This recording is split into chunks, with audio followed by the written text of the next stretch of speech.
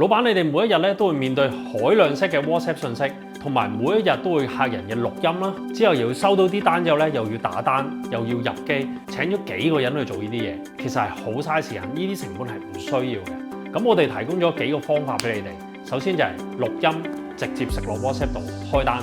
除此之外，所有嘅手寫單可以影相入機。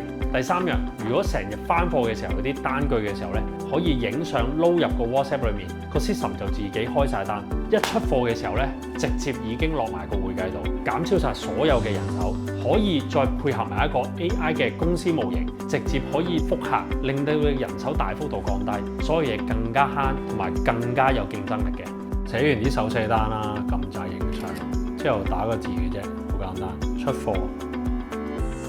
咁個 AI 咧已經幫你分析到咧餐廳名啦、內容啦。如果你想改嘅話咧，貼翻上去都得。咁如果你話唔想改嘅，其實覆翻個系統答 yes， 咁就直接已經幫你開埋單嘅啦。價錢相關嘅一啲資料咧已經喺度噶啦。仲有咧上面嘅價錢咧係根據你唔同嘅客戶咧開出嘅價格咧對應翻唔同嘅價錢嘅。我哋唔係就咁一個 AI， 佢自己幫你咧識分別翻咧每一個客之前所報告嘅價錢俾佢哋幾多錢。唔該幫我落梅肉片10磅、雞球40磅、雞中翼10磅出貨。咁你打翻個 keywords 咧，個 system 咧就會自己幫你咧識 rank 翻相關嘅嘢。咁會寫翻梅肉片、雞球、雞中翼，有相同嘅咧會問翻你邊一樣嘢你要㗎咁樣。咁我要第4樣。如果咧你用個 number 個編號咧，佢就會直接入去㗎啦。如果冇嘅話咧，佢會問你需唔需要新增嘅。如果你答 yes， 咁佢就會幫你新增一啲產品入去㗎啦。5秒之內咧，佢就會幫你出埋張單，內容啊、價錢都會出咗嚟㗎啦。有啲翻貨嘅時候咧，你影咗支單啦，你可以揀入貨，佢會幫你咧撈埋個入倉單，入倉嘅時間係幾時，入幾多磅，你想改你可以 copy 出嚟改。如果唔係你答 yes 咧，佢就連入倉單都幫你直接喺度咧入埋倉㗎啦。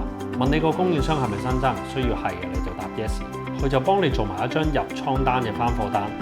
咁咧你可以打個 price 啦，寫個一個 number 啦或者一個型號啦，佢就會幫你查翻咧價錢啊、報價需唔需要落單啊。如果答 yes 嘅話咧，佢可以幫你做埋一個落單嘅內容嘅，咁會報翻咩產品，咁你可以自己 copy 翻啦想要嘅 item。